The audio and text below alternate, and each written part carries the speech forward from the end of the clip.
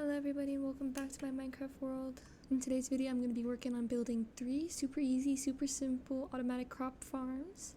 A pumpkin farm, a melon farm, a sugarcane farm, and a farm that does potatoes, wheat, carrots, beetroot, anything you can think of. And what's great about that is that you can use all of these for villager trading, which is exactly what I'm going to use them for. So let's go ahead and get started. So the plan is that we're going to try to fit as many farms as we can into this house that we built last episode. But first things first. Bam! Much better. So we're going to start with the melon and the pumpkin farms. They're going to go around this side. This is what you're going to need. So first thing is put a piece of dirt. And we're going to need a water source, so we're going to put that right behind it. Now we're going to go ahead and plant our seeds. And now what you're going to want to do is you're going to go behind it and you're going to put an observer facing the plant. Right next to it you're going to put a piston facing towards you, and if you go around back you're going to place down any full block and then a piece of redstone like that. And that's it, that's the whole farm. And now I'm going to do the exact same thing but right next to it.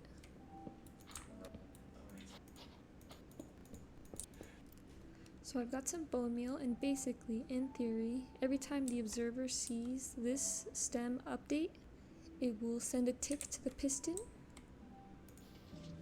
like that. When something grows, the piston will break it and it will drop. And it will just keep infinitely growing. The final step is to replace this block right here with a coarse dirt, or with a regular dirt, so that the pumpkins and melons can actually spawn, because they cannot grow onto planks. If you don't do this, they will not grow. Alright, the next farm that we're going to make is going to be the sugarcane farm.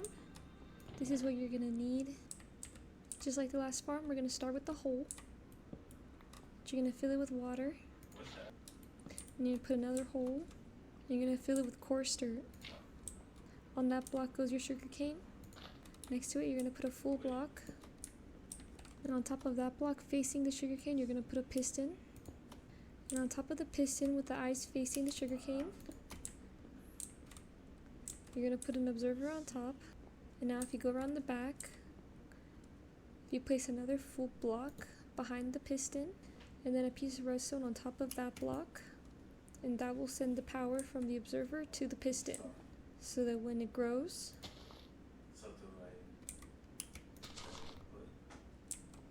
it will break it instantly. Now I'm just going to repeat those steps 2 more times.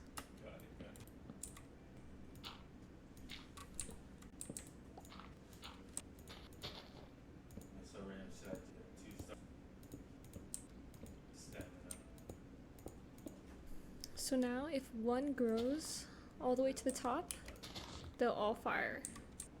And now this farm is done. Now this next one's not really a farm, but it is still really useful nonetheless. You're going to count up 5 blocks. 1, 2, 3, 4, 5. And then you're going to put a chest, a hopper, composter, hopper, chest. And this will essentially just make you bone meal. So I really underestimated how small this room was, and I still wanted to build another farm, so I think I'm going to go ahead and build a second floor so we can still add it in. Alright, now that we got the second floor in place, which I don't know about these stairs, but we're going to get started on building our last farm, which is going to be what's called a Nano Farm, which is essentially just like a really small semi-automatic crop farm. This is what you're going to need. Okay, to get started on this farm, you're going to start with a hole. You're going to fill it with dirt. And make another hole. Fill that one with water. Oops. Oops. Fill it with water. Perfect. And now you're going to face 3 dispensers all towards the piece of dirt. It's a temporary block. Now you're going to connect these 2 dispensers with a piece of redstone, and these 2 dispensers with a full block. And you're also going to put a full block in the very back. And now you're going to add 2 more full blocks on this side and 2 more on this side. In this middle gap, you're gonna face an observer into the dispenser. And now you're gonna cover the whole thing in redstone. And facing out, you're gonna place a piston, which is going to break the crops. And I'm gonna finish it off by putting a stair right here and a lever right next to it on the dispenser. So now when I flick this lever once, this redstone dust is gonna turn on. It's gonna activate. And when you flick it again, it will fire infinitely. So next what you would do is fill these 3 dispensers with bone meal, but I actually don't have any. So that's where this thing comes into play. So I just farmed up all of these potatoes and now I'm gonna sacrifice them for science and turn them into bone meal. Okay, now that I have a stack, I'm gonna put it into my dispensers. So essentially all that's going to happen once I flip the switch is I'm gonna plant a seed. All 3 dispensers are gonna fire off bone meal at the same time. The seed will grow and then the piston will break it. And it's all gonna happen pretty much instantly.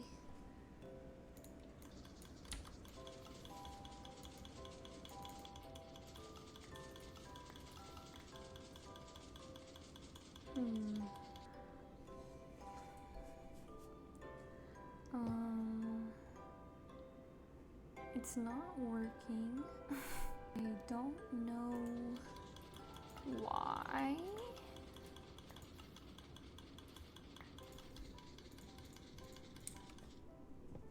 So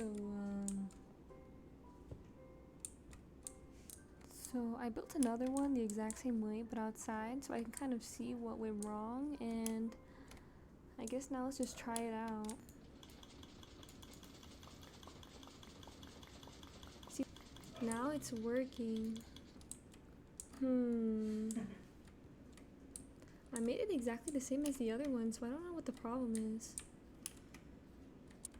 So the only thing I can think of that's different between this one and the other one is that this one's built on slabs. So I'm gonna replace the floor with full blocks underneath it and see if maybe that's why. My axe broke. Uh-oh. I forgot that would happen.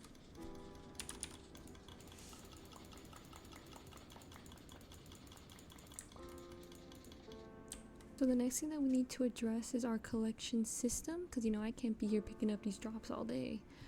I think what I'm gonna do is put in a rail system underneath the house and have a hopper minecart pick everything up and transport it to a secondary location.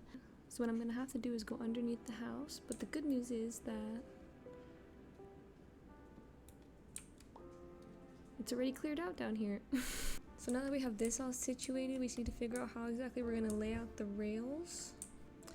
These core studs are where the rails need to pass under because that's where the items will drop. So, oh, okay, now we just need to connect these up. So, like this. And just to test it out, I'm just gonna turn it into a loop. And we just need to lay down our rails. And I'm just gonna pop down the minecart and we'll go test it out. Oh crap. I can't push it. Okay, hang on. Now we'll test it out.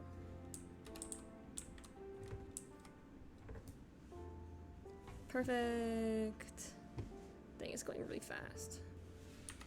I'm gonna take off one of these powered rails because I don't really need it. It's going fast enough already. Move this one over. Maybe like right here.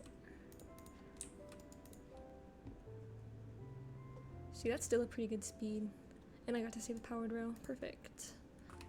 Now let's go up to the top and see if it will pick up any drops. Okay, I got those ones. What over here? Yep, got that one. And got that one. Perfect. Alright, for now I'm just going to leave it like this. It's working, it's collecting. I'm going to go back upstairs.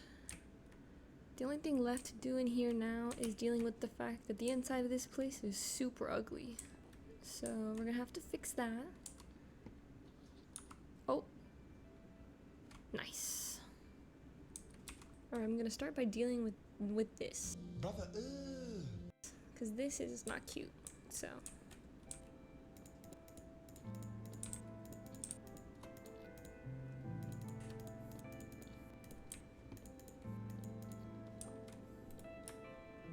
okay, so I have some glass. Let's see how it looks.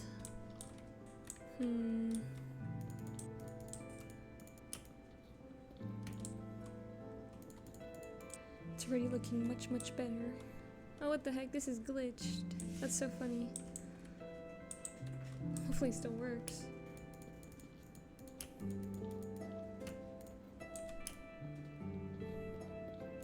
For this one, I think I'm gonna extend the chest out so that I can kind of hide it better, because I don't really know what to do with this thing.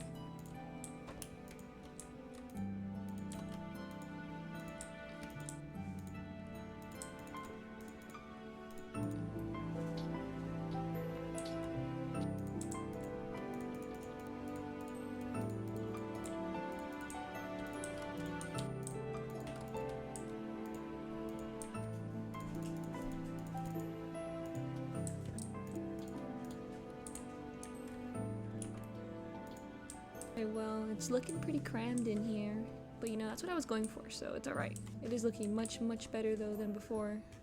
Now that everything is done, I'm gonna go ahead and call this episode here. Hope you guys all enjoyed. Thanks for watching, and I'll see you in the next one.